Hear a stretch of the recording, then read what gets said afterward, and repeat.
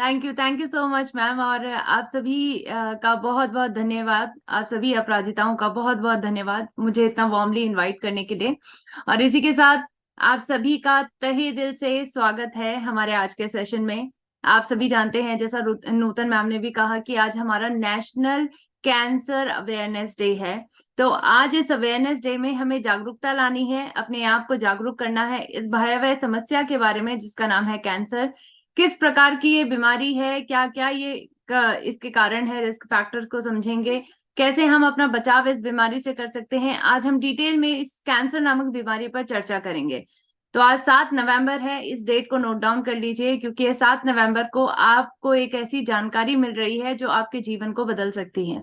और इसीलिए आज हमें इस जानकारी को ग्रहण करना है और इसके माध्यम से अपने आप को जागरूक बनाकर आज हमें कैंसर से मुक्ति दिलानी है अपने आप को। तो आप सभी को मैं ये रिक्वेस्ट भी करना चाहूंगी कि आप सभी पेन और कॉपी भी अपने पास रखिएगा, ताकि इंपॉर्टेंट इन्फॉर्मेशन को आप सभी नोट डाउन कर लिए। अब आइए बढ़ते हैं अपने सेशन की तरफ। और सेशन की शुरुआत करने से पहले मैं अपना छोटा सा परिचय यहाँ देना चाहूंगी। मेरा नाम है निधि रावत और मैं हूँ आपकी हेल्थ गार्ड ट्रेनर। मैं बतौर एक हेल्थ और वेलनेस कोच के तौर पर रजिस्टर्ड हूँ और एक हेल्थ और वेलनेस कोच इंडस्ट्री में कार्यरत हूँ। साथ साथ अगर हम बात करें तो इससे पहले अगर मैं अपने बैकग्राउंड पर बात करूं तो मैं बतौर योगा इंस्ट्रक्टर की तरह भी काम कर चुकी हूं। और मेरा कहीं ना कहीं ये विजन है कि हमें भारत को रोग मुक्त और स्वस्थ बनाना है, और उसके लिए आखिर मैं क्या कर सकती हूँ, क्या अहम रोल मैं अदा कर सकती हूँ। और उसी लिए मैं आप सभी के बीच में ये बेहतरीन जानकारी लेकर आती हूँ। हर वक्त, हर महीने, हर हफ्ते हम कहीं ना कहीं इन जानकारियों के बारे में चर्चा करते हैं, जिसमें हमें जानने को मिलता है अनेकों बीमारियों के बारे में और उसके समाधान के बारे में, प्राकृतिक समाधान पर हम चर्चा करते हैं। और यही मेरी मुहिम है कि हमें भारत को रोग मुक्त और स्वस्थ बनाना है, जैसे डाइटिशियन ईशा वशिष्ठ मैम का भी ये सपना है, हमारा भी ये सपना है। तो जरूरी है कि इस सपने को साकार किया जाए, और आज की जो इन्फॉर्मेशन है वह इस सपने को साकार करने में आपकी मदद करेगी। जी हाँ, आपको एक ऐसी बीमारी से बचाने में ये मदद करेगी जिसका नाम है कैंसर। कैंसर क्या होता है? मौत का दूसरा नाम कहा जाता है इस बीमारी को। जी हाँ। और इस बीमारी से हमें डरना नहीं है, लेकिन हमें इस बीमारी को नजरअंदाज भी नहीं करना है। क्योंकि अगर आप इस बीमारी को नजरअंदाज करते हैं और अगर एक बार इस बीमारी से पीड़ित हो जाते हैं तो आपको गुजरना पड़ेगा भयानक ट्रीटमेंट से। जी हाँ, इसका ट्रीटमेंट, इस बीमारी का ट्रीटमेंट इस बीमारी से ज्यादा खतरनाक है। चाहे वो कीमोथेरेपी हो, चाहे वो रेडियोथेरेपी हो, ये सभी प्रकार की थेरेपी इतनी दर्दनाक होती है, इतनी एक्सपेंसिव होती है कि किसी भी मनुष्य के शरीर को और उसके माइंड को तोड़ के रख सकती है। और फाइनेंशियली अगर हम बात करें तो कोई भी व्यक्ति अगर कैंसर से होकर गुजरता है तो फाइनेंशियल प्रॉब्लम उनके परिवार में आती ही आती है। इतना भयानक ट्रीटमेंट है कैंसर का। और इसीलिए आज हमें इस बीमारी से अपना बचाव करना जरूरी है। इस बीमारी के लिए हमें इस मूल मंत्र को फॉलो करना जरूरी है, और ये मूल मंत्र है, हमें prevention is better than cure को फॉलो करना है। यानी उपचार से बेहतर है बचाव। अगर आप अपना बचाव करेंगे इस बीमारी से तो वह हमारे लिए सबसे अच्छा बेस्ट प्लान है, ताकि हम अपने आप को स्वस्थ बना सकें। इस बीमारी से अपने आप को पीड़ित ना होने दें, क्योंकि यह बीमारी का जो ट्रीटमेंट है वो बहुत ही भयानक है। और इसीलिए आज मैं आप सभी के बीच में आई हूँ इस उपलक्ष्य में कि आज हमारा नेशनल कैंसर अवेयरनेस डे है, 7 नवंबर को, जो हर साल मनाया जाता है। और इस डे में हम सभी को कैंसर पर अवेयरनेस लानी बेहद जरूरी है, क्योंकि आज हमारे भारत में हम सभी जानते हैं कि कैंसर की जो समस्या है वो दिन प्रतिदिन गंभीरता इसकी बढ़ती जा रही है। कैंसर से पीड़ित लोगों की संख्या बढ़ती जा रही है। आप उन व्यक्तियों को भी इनकी श्रेणी में देख सकते हैं जिनके पास अतः पैसा है, पैसों की कोई कमी नहीं है, एक अच्छी लाइफस्टाइल वह जीते हैं, लेकिन फिर भी उन्हें कैंसर हो जाता है। आज बड़े बड़े सेलिब्रिटीज को हम देख सकते हैं, जैसे कि नरगिस दत्त है, ऋषि कपूर, इरफान खान, ये जाने माने नाम है, जाने माने पर्सनैलिटीज हैं। लेकिन इन सभी व्यक्तियों की आज मृत्यु का कारण हम देखें तो वो कैंसर है। इन्होंने क्या कुछ नहीं करा अपने आप को बचाने के लिए, लेकिन फिर भी अपने आप को इस बीमारी से नहीं बचा पाए। और इसीलिए आज हमें इस मौत के दूसरे नाम कैंसर से डरना नहीं है, हमें इसको हराना है, हमें इससे हारना नहीं है। और हराने के लिए आज हमें जरूरी है ये जानकारी। ये जानकारी आपको कैंसर को हराने में मदद करेगा। और इसीलिए आज हमें उन सभी व्यक्तियों से इंस्पिरेशन लेने की जरूरत भी है जिन्होंने आज कैंसर को हराया है। जी हाँ, मनीषा कोइराला, सोनाली बेंद्रे, लिसा रे जैसी नामी पर्सनैलिटीज, आज हम जानते हैं इन्हें, आज ये जीवित हैं क्योंकि इन्होंने कैंसर से बहुत अच्छी तरीके से फाइट की है। और आज वह जीवित हैं। और इसीलिए हमें इनसे इंस्पिरेशन लेकर ये समझना जरूरी है कि अगर आपको कैंसर हो गया है तो डरिए नहीं, क्योंकि आज हम आपको समाधान भी बताएंगे इसका। लेकिन इसके साथ साथ अगर आपको कैंसर नहीं हुआ है तो इस बीमारी को नजरअंदाज बिल्कुल ना करें, और वक्त रहते हुए अपने आप को कैंसर से मुक्ति दिलाने के लिए सही कदम उठाएं।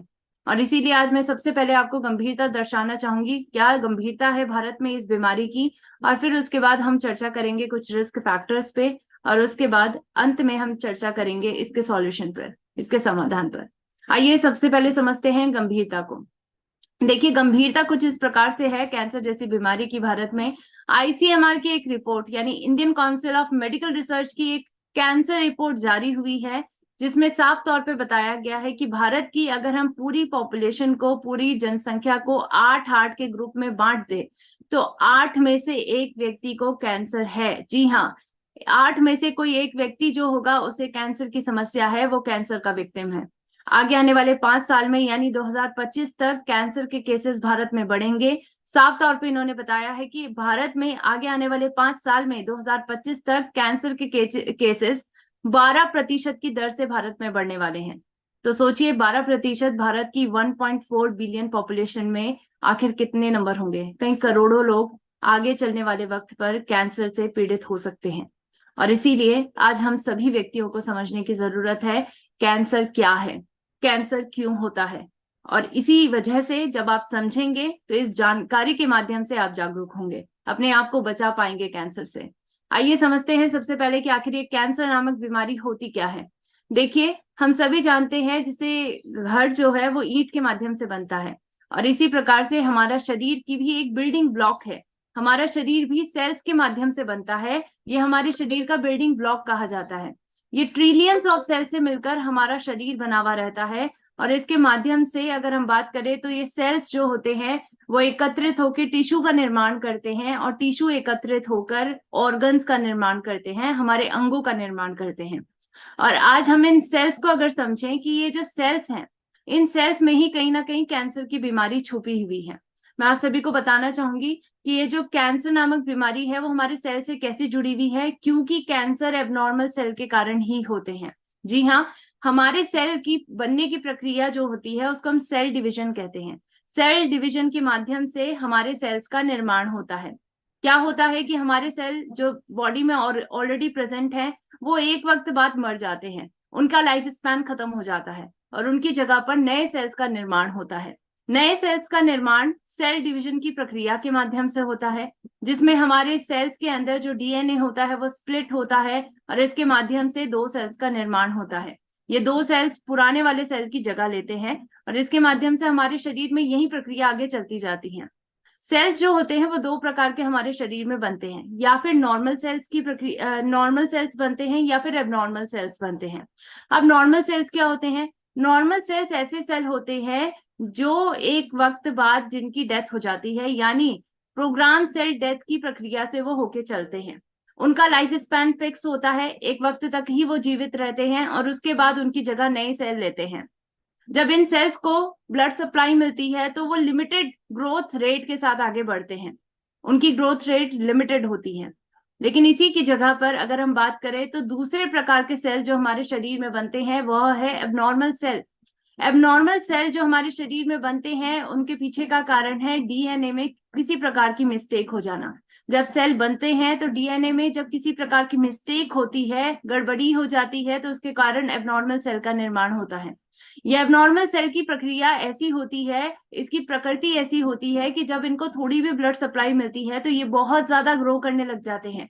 ये इतने ग्रो करते हैं कि इनकी ग्रोथ की जो मात्रा होती है वो नॉर्मल सेल से बहुत ज्यादा होती है, और इसी के साथ साथ इनकी कोई भी प्रोग्राम सेल डेथ की प्रक्रिया नहीं होती है, यानी इनकी एक लिमिटेड लाइफ स्पैन नहीं होता है, ये मरते नहीं है, और इसीलिए ये ग्रो करते रहते हैं। यहीं आगे चलकर लंप ऑफ टिश्यू का निर्माण करते हैं। यही लंप ऑफ टिश्यू जो होते हैं वो अगर एक वक्त बाद बढ़ना कम हो जाए, बंद हो जाए, तो उनको हम बिनाइन कैंसर के नाम से, सॉरी, बिनाइन ट्यूमर के नाम से जानते हैं।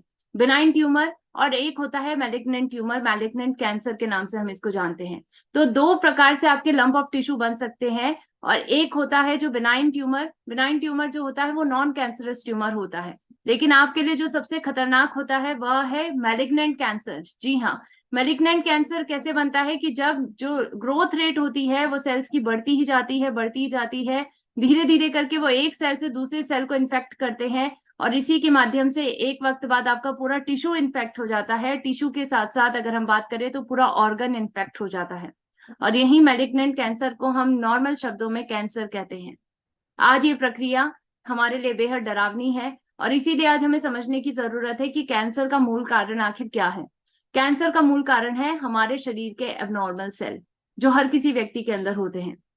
क्योंकि एबनॉर्मल सेल अगर हम देखें किसी भी व्यक्ति के अंदर मौजूद होते हैं, क्योंकि सेल डिवीजन की प्रक्रिया से ही हमारा शरीर बनता है, हमारे शरीर के सेल का निर्माण होता है।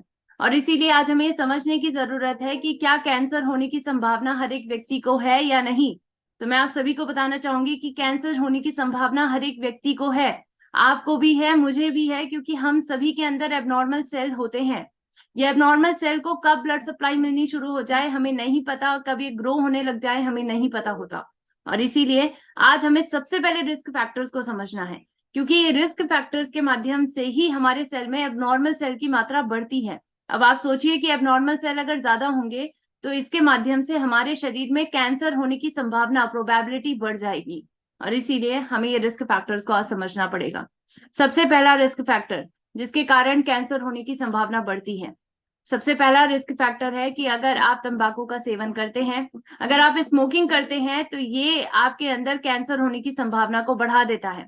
इसके पीछे का कारण मैं आपको बताना चाहूंगी। देखिए, जब हम स्मोकिंग करते हैं, तंबाकू का सेवन करते हैं, तो इसके कारण हमारे शरीर में टॉक्सिन्स जाते हैं। ये टॉक्सिन्स हमारे शरीर के इम्यून सिस्टम, रोग प्रतिरोधक क्षमता पर नेगेटिव असर डालते हैं। जी हाँ, हमारी रोग प्रतिरोधक क्षमता इन टॉक्सिन्स के कारण कम हो जाती है। और इसके कारण क्या होता है कि जब हमारे शरीर में एबनॉर्मल सेल्स का निर्माण होता है, एबनॉर्मल सेल की ग्रोथ बढ़ती है, तो इन ग्रोथ को रोकने वाले कौन होते हैं? हमारी रोग प्रतिरोधक क्षमता ही होती है। ये रोग प्रतिरोधक क्षमता अगर कम हो जाएगी तो इसके कारण क्या होगा कि हमारे शरीर में जो कैंसर की ग्रोथ हो रही है उसको रोकने वाला कोई नहीं होगा, और इसीलिए कैंसर होने की संभावना आपके अंदर बढ़ जाएगी। ये टॉक्सिन्स आपके शरीर के सेल्स को डैमेज करते हैं और एबनॉर्मल सेल की मात्रा को बढ़ाने में मदद करते हैं। और हम जानते हैं कि अगर एबनॉर्मल सेल की मात्रा बढ़ गई तो क्या होगा? कैंसर होने की संभावना बढ़ जाएगी। और इसीलिए जरूरी है कि आज हमें तंबाकू का सेवन करना बंद करना है, हमें स्मोकिंग का सेवन करना बंद करना है, अगर आप चाहते हैं कि आप कैंसर से बचे रहें। अब आइए चलते हैं दूसरे रिस्क फैक्टर को समझते हैं। और ये दूसरा रिस्क फैक्टर है कि अगर आप शराब का सेवन करते हैं, चाहे एक घूंट शराब हो, चाहे एक ग्लास शराब हो, चाहे एक बोतल शराब हो, हर एक शराब की बूंद आपके लिए बेहद हानिकारक है। क्योंकि आज मैं आपको बताना चाहूंगी कि आज हमारी नेशनल कैंसर इंस्टीट्यूट की रिपोर्ट है जो साफ तौर पे बताती है, एविडेंस के तौर पर उन्होंने बताया है कि आज अगर आप शराब का सेवन करते हैं तो इसके कारण कैंसर होने की संभावना आपके अंदर बढ़ जाती है। जी हाँ, इसके पीछे का कारण मैं आपको बताना चाहूंगी। एक प्रक्रिया होती है हमारे शरीर में जिसमें जो शराब हम ले रहे हैं, जिसको हम साइंटिफिक लैंग्वेज में इथेनॉल भी कहते हैं, इथेनॉल जब हमारे शरीर के अंदर जाता है, शराब जब हमारे शरीर के अंदर जाती है, तो वह एक टॉक्सिक केमिकल में कन्वर्ट होती है। और इस टॉक्सिक केमिकल का नाम है एसिटल एल्डिहाइड। एसिटल एल्डिहाइड में ये इथेनॉल कन्वर्ट होता है, और इसी के कारण ये एसिटल एल्डिहाइड हमारे बॉडी के लिए बेहद टॉक्सिक केमिकल होता है। जी हाँ, इसके कारण हमारे डीएनए में मिस्टेक आती है। आप जानते हैं कि डीएनए में अगर किसी प्रकार की गड़बड़ी होती है तो क्या होता है? एबनॉर्मल सेल का निर्माण होता है, और एबनॉर्मल सेल का निर्माण होगा तो इसके कारण हमारे शरीर में कैंसर होने की संभावना बढ़ जाएगी। और इसीलिए जरूरी है कि आज हम शराब के सेवन को करना बिल्कुल बंद कर दें, क्योंकि आज ये आपको कैंसर होने की संभावना से ग्रसित कर रहा है। आइए बढ़ते हैं, तीसरे रिस्क फैक्टर को समझते हैं। और ये तीसरा रिस्क फैक्टर है कि आज हमारे खान पान की जो शैली है वो बेहद खराब है। आज हम जो खाना खा रहे हैं वो बेहद अनहेल्दी खाना है। आज हम फास्ट फूड पर ज्यादा रिलाय रह रहे हैं, आज हम प्रोसेस फूड का ज्यादा सेवन कर रहे हैं, पैकेज फूड का ज्यादा सेवन कर रहे हैं, और आज इन्हीं के कारण कैंसर होने की संभावना हमारे अंदर बढ़ जा रही है। क्योंकि फास्ट फूड के अंदर हम जानते हैं कि बहुत सारे केमिकल्स ऐसे मौजूद होते हैं जो हमारे शरीर में कैंसर होने की संभावना को बढ़ा देते हैं, जैसे अजीनोमोटो। अजीनोमोटो हम जानते हैं कि कई प्रकार के फास्ट फूड में मौजूद होता है, चाहे वो आपके मोमोज हो, चाहे वो आपके चाउमीन हो, नूडल्स हो, इन सभी के अंदर मौजूद होता है अजीनोमोटो। और इसीलिए आज ये कैंसर होने की संभावना को बढ़ा देता है। ऐसे बहुत सारे टॉक्सिक्स होते हैं, बहुत सारे केमिकल्स होते हैं जो हमारे खाने के अंदर मौजूद होते हैं, स्पेशली प्रोसेस फूड के अंदर मौजूद होते हैं। और इसके साथ साथ अगर आप रेड मीट का भी सेवन करते हैं तो ये रेड मीट भी आज आपके लिए बेहद हानिकारक है। ऐसा वर्ल्ड हेल्थ ऑर्गेनाइजेशन का साफ तौर पे कहना है कि आज रेड मीट के कारण भी बहुत सारे व्यक्तियों को बोवल कैंसर हो रहा है। जी हाँ, कोलोरेक्टल कैंसर हो रहा है। तो आज इसके कारण अगर हम देखें तो इसके अंदर भी एक प्रकार के ऐसा केमिकल मौजूद होता है, एन नाइट्रोसो कंपाउंड्स होते हैं, जिसके माध्यम से कैंसर होने की संभावना आज हमारे अंदर बढ़ जाती है अगर हम मीट का ज्यादा सेवन करते हैं तो। इसीलिए जरूरी है कि आज हम सभी अपने खाने को बहुत ही ज्यादा प्लांट बेस्ड डाइट पर आधारित रहें। आज इस रिस्क फैक्टर को आपको अपने आप से हटाना है तो आपको मीट का सेवन कम करना होगा, आपको प्रोसेस फूड का सेवन कम करना होगा, अनहेल्दी खाने का सेवन कम करना होगा। अब आइए बढ़ते हैं, चौथे रिस्क फैक्टर को समझते हैं। और ये चौथा रिस्क फैक्टर आज हमारी जीवन शैली से जुड़ा हुआ है। हमारी जीवन शैली आज बेहद निष्क्रिय होती जा रही है। हम सभी जानते हैं कि आज टेक्नोलॉजी के एरा में हम बैठे बैठे सभी काम कर लेते हैं और इसी वजह से आज हम काम करना ही पसंद नहीं है, आज हम फिजिकल एक्टिविटी करना ही पसंद नहीं करते हैं। और इसी वजह से आज हमारे अंदर रोग प्रतिरोधक क्षमता कम होती जा रही है, एबनॉर्मल सेल का निर्माण बढ़ता जा रहा है, हम मोटापे के शिकार होते जा रहे हैं और अनेकों प्रकार की समस्याएं आज इसके कारण हो रही है।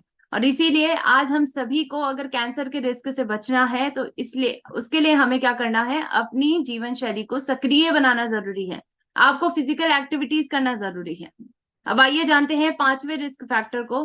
पांचवें रिस्क फैक्टर आज हमारे बीच में है, मौजूद है और इस पर हम कुछ नहीं कर सकते हैं। जी हाँ, पॉल्यूशन एंड यूवी रेडिएशन।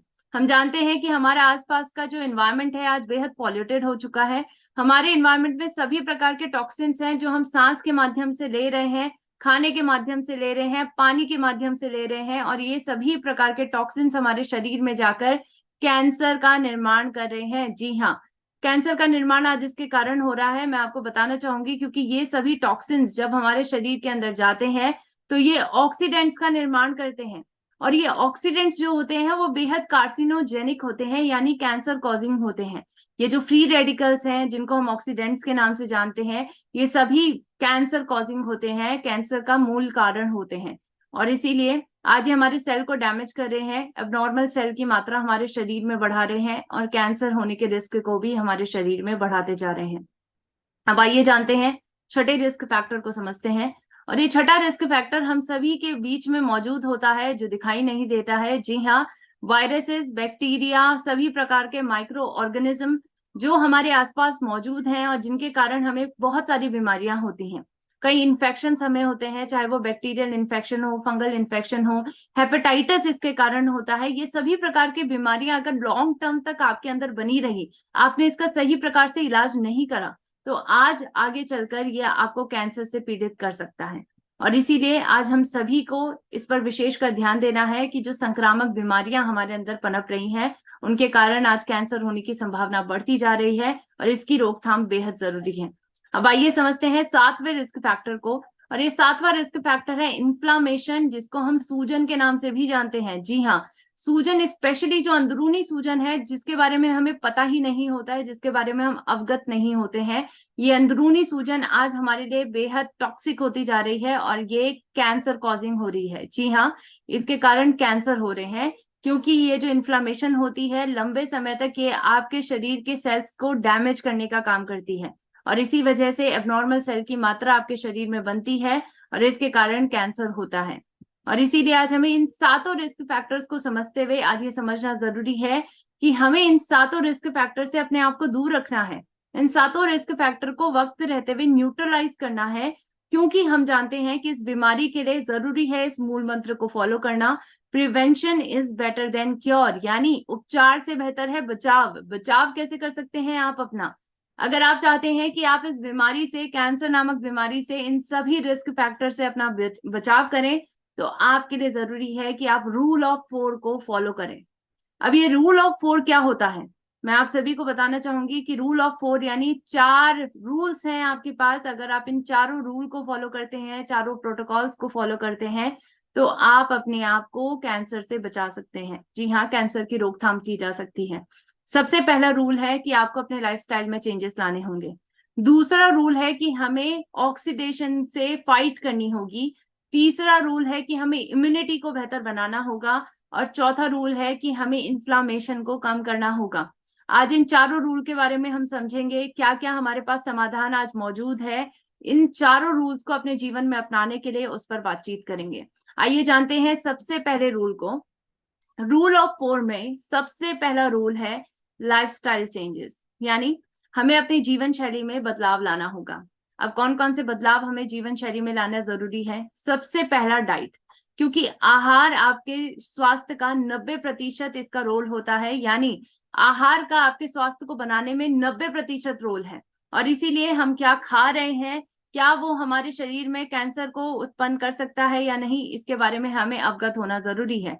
इसीलिए आज हम अगर बहुत ज्यादा एनिमल बेस्ड डाइट खा रहे हैं, हम मीट का ज्यादा सेवन करते हैं, तो आपको जरूरी है कि आप थोड़ा अपनी डाइट को स्विच करें प्लांट बेस्ड डाइट में। जी हाँ, डाइटिशियन ईशा वशिष्ठ मैम भी साफ तौर पे कहती हैं कि अगर आप प्लांट बेस्ड डाइट का इस्तेमाल करेंगे, अगर आप वेजिटेबल्स का ज्यादा इस्तेमाल करेंगे, सॉल्युबल फाइबर्स का ज्यादा इस्तेमाल करेंगे, आप सीजनल फ्रूट्स का ज्यादा इस्तेमाल करेंगे, दालों का इस्तेमाल करेंगे, जिसके माध्यम से आपको सभी प्रकार के न्यूट्रिएंट्स मिलते हैं, पोषण मिलते हैं, तो इसके माध्यम से हम ज्यादा अच्छी तरीके से अपने आप को स्वस्थ बना पाएंगे और कैंसर की संभावना को कम कर पाएंगे।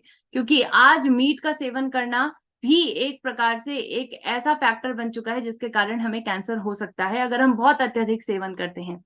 इसी प्रकार से दूसरा लाइफस्टाइल मॉडिफिकेशन है कि आपको 40 मिनट एक्सरसाइज करनी है।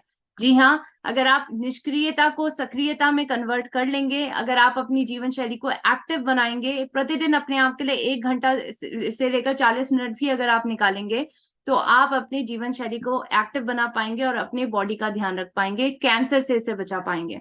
तीसरा लाइफस्टाइल मॉडिफिकेशन है कि सही न्यूट्रिशन का इस्तेमाल करना। सही न्यूट्रिशन यानी जो पोषण हमें जरूरी होते हैं हमारे शरीर को ग्रो करने के लिए, चाहे कार्बोहाइड्रेट हो, प्रोटीन हो, फैट हो, मिनरल हो, विटामिन हो, ये सभी हमारे शरीर के लिए बेहद जरूरी है और हमें प्रॉपर मात्रा में मिलने चाहिए।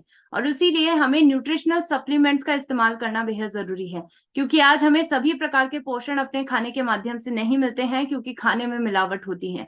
और इसीलिए आज हमें न्यूट्रिशनल सप्लीमेंट्स का इस्तेमाल करना बेहद जरूरी है। और उसमें हमारे न्यूट्रीचार्ज के कई प्रोडक्ट्स हैं जिसका इस्तेमाल करके आज आप अपने शरीर में सही पोषण ला सकते हैं। न्यूट्रिशनल सप्लीमेंट का इस्तेमाल करके कैंसर को आज हम अपने शरीर से बचा सकते हैं अगर हम पोषण का सही इस्तेमाल करेंगे। अब आइए जानते हैं कैंसर प्रिवेंशन के लिए जो 4 रूल है, उनमें से हमने एक रूल को समझ लिया, बचे हुए 3 रूल को समझते हैं।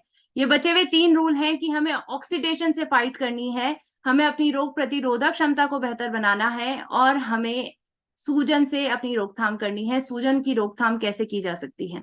अगर हम इन तीनों पर बातचीत करें तो मैं आज आपको बताना चाहूंगी कि आज हमारे पास एक ऐसा सॉल्यूशन है जिससे आप इन तीनों रूल को फॉलो कर सकते हैं, जिससे आपको इन तीनों रूल्स के लिए सॉल्यूशन मिल सकता है। आप अपने शरीर में रोग प्रतिरोधक क्षमता को बेहतर बना सकते हैं, आप अपने शरीर में ऑक्सीडेशन की प्रक्रिया को कम कर सकते हैं, आप अपने शरीर में सूजन को कम कर सकते हैं।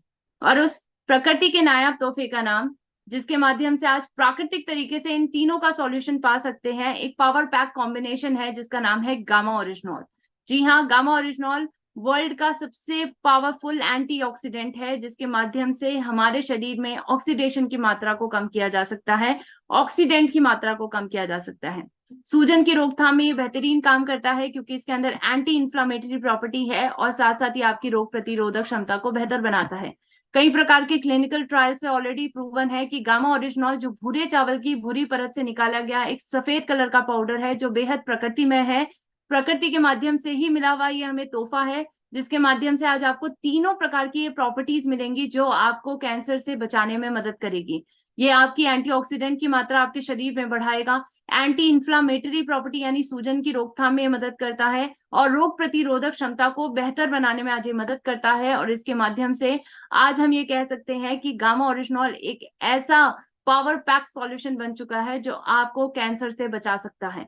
एंटी कैंसर एजेंट प्रॉपर्टी इसके अंदर होती है। जी हाँ, आज मैं आप सभी को ये बताना चाहूंगी कि गामा ओरिजिनॉल पर कई सारे क्लिनिकल ट्रायल्स हो चुके हैं। आप इन क्लिनिकल ट्रायल्स को जरूर एक बार सर्च करिएगा www.original.in साइट पर। और यहाँ पर आपको जानने को मिलेगा कि बहुत सारे ऐसे कैंसर्स के टाइप हैं जहां पर गामा ओरिजिनॉल को ऑलरेडी इस्तेमाल कर चुका है, और ये पाया गया है कि गामा ओरिजिनॉल एक सॉल्यूशन की तरह काम करता है, कैंसर को प्रिवेंट करने में और क्योर करने में, दोनों में मदद करता है। 2021 की स्टडी है जो साफ तौर पे बताती है कि गामा ओरिजिनॉल का इस्तेमाल किया गया है ऐसे कैंसर के लिए जिसको हम स्किन कैंसर के नाम से जानते हैं। स्किन कैंसर की रोकथाम में इसका बहुत ही प्रमाणित रिजल्ट है आज हमारे पास। साथ साथ 2015 की स्टडी है साफ तौर पे कहती है कि प्रोस्टेट कैंसर के ट्रीटमेंट में ये मददगार साबित हुआ है। साथ साथ 2013-2012 की स्टडी है साफ तौर पे बताती है कि साइटोटॉक्सिक एजेंट जो हमारे शरीर में बनते हैं कैंसर कीमो प्रिवेंशन में, इसके रिडक्शन में मदद करने में मददगार साबित होता है। गामा ओरिजिनॉल आपके शरीर में फ्री रेडिकल्स का नाश करने में मदद करता है। 2012 की स्टडी ये साफ तौर पे कहती है कि हमारे शरीर में जो कैंसर कॉजिंग एंजियोजेनेसिस प्रोसेस होती है, यानी जो कैंसर सेल को ब्लड सप्लाई मिलती है, उसको रोकने का काम करता है गामा ओरिजिनॉल, और इसके माध्यम से कैंसर सेल की ग्रोथ को रोका जाता है। 2012-2009 की स्टडी भी साफ तौर पे कहती है कि आज इसके अंदर एक ऐसा कंपाउंड पाया जाता है जो पोटेंशियल कार्सिनोजेनिक कंपाउंड, एक पोटेंशियल ऐसा कंपाउंड है जो एंटी कैंसर कंपाउंड है। जी हाँ, साइक्लोआर्टेनॉल फेरुलेट इसके अंदर पाया जाता है, और ये एक ऐसा कंपोनेंट है जो गामा ओरिजिनॉल के अंदर पाया जा रहा है, और इसके माध्यम से कैंसर की ग्रोथ को रोका जा सकता है हमारे शरीर में।